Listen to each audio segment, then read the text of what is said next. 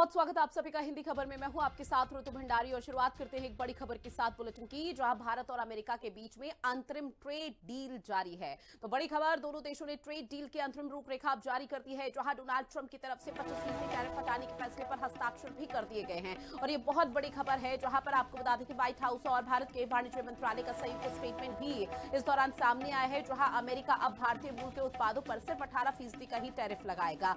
ऐसे में रूस से सीधे या फिर अप्रत्यक्ष रूप से तेल नहीं खरीदेगा भारत। हालांकि अभी भी फिलहाल थोड़ी असमंजस की स्थिति है, लेकिन कुछ चीजें ऐसी हैं जो कि क्लियर हो चुकी हैं। अमेरिका के कई कृषि उत्पादों पर टैरिफ कम करेगा भारत, जहां 5 साल में अमेरिका से $500 अरब का सामान भी भारत खरीदेगा। अमेरिका से ऊर्जा उत्पाद, विमान और उनके पुर्जे भी खरीदेगा भारत। तो बड़ी खबर, ये भारत और अमेरिका के बीच में जो रिश्ते और मधुर हो रहे हैं और दिल दोस्ती डील की जो तस्वीरें सामने आ रही है वो आप तक लगातार साझा कर रहे हैं।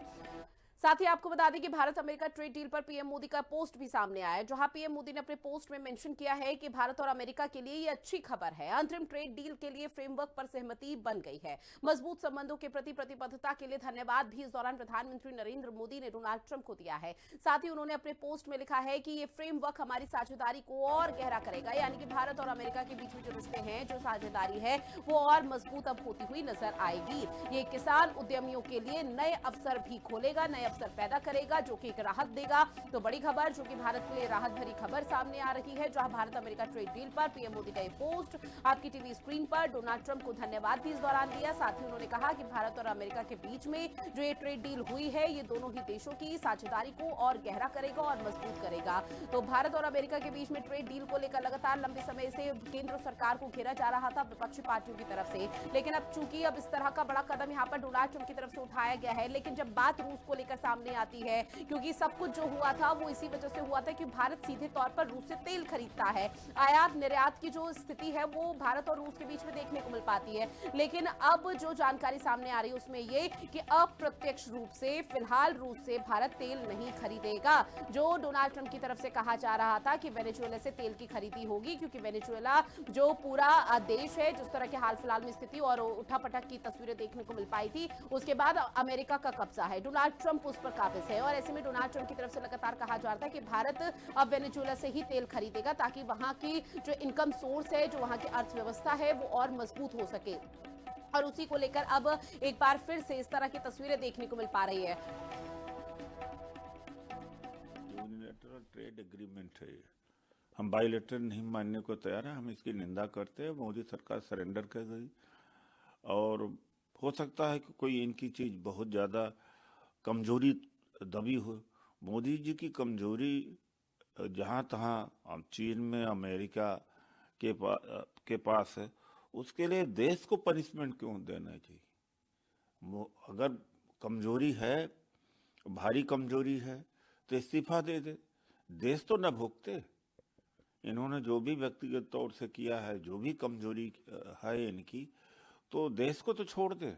75 वर्ष हो भी गया तो इस्तीफा दे देना चाहिए, किसी और को प्राइम मिनिस्टर बनने देना चाहिए। मेरे सहयोगी केशव मोहन मिश्रा हमारे साथ लाइव बने हुए हैं। केशव, चूंकि देखिए ये बहुत बड़ी डील है और भारत के लिए राहत भरी खबर है, लेकिन सवाल ये उठ जाता है कि अब जो जानकारी सामने है उसमें ये बताया जा रहा है बकायदा कि भारत अब रूस से अप्रत्यक्ष रूप से तेल नहीं खरीदेगा। अब भारत और रूस के बीच में कैसे संबंध हो जाएंगे, क्योंकि अमेरिका से जो साझेदारी है उसे महत्व किसी तरह से मजबूत करने का प्रयास किया जा रहा है, लेकिन रूस का क्या? देखिए, अंतरिम समझौते में भारत और अमेरिका की ट्रेड डील में इस बात का जिक्र लगातार किया गया है। जो फ्रेमवर्क हुआ है उसमें ट्रंप ने इस बात का जिक्र किया है, और जो कॉन्ट्रैक्ट साइन हुआ है उसमें भी इस बात का जिक्र है कि भारत और जो रसिया है उसके बीच में जो औद्योगिक रूप से जो तेल का निवेश होता था, खरीदने का काम होता था, वो अब नहीं होगा। लेकिन ये बड़ी चुनौती है कि आखिरकार भारत के रसिया के साथ एक लंबे वक्त से जो संबंध रहे हैं, अब उस पर सवाल खड़े होने लगे हैं। और ऐसे में भारत की विदेश नीति कैसे इन तमाम चीजों को बैलेंस करेगी, प्रधानमंत्री नरेंद्र मोदी कैसे इन तमाम चीजों को बैलेंस करेंगे, वो तस्वीरें भी हमने देखी थी जब पुतिन और प्रधानमंत्री नरेंद्र मोदी के बीच मित्रवत संबंध रहे हैं और समय समय पर एक दूसरे का साथ वो देते रहे हैं।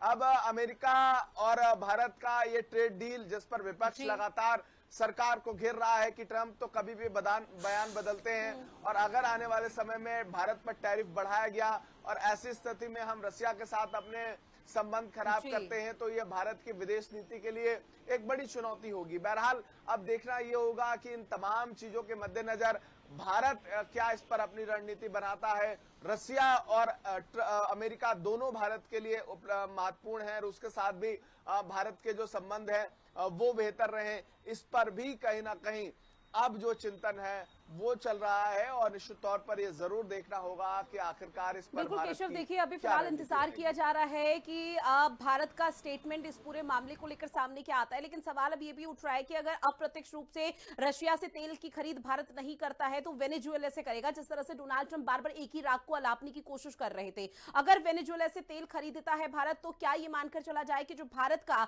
ऑफिशियल स्टेटमेंट जो सामने नहीं आया, जिसका इंतजार किया जा रहा है, कहीं ना कहीं इनडायरेक्ट वे में वो समर्थन उस चीज का कर रहे हैं जो डोनाल्ड ट्रंप ने अभी वेनेजुएला के राष्ट्रपति मादुरो को गिरफ्तार किया था।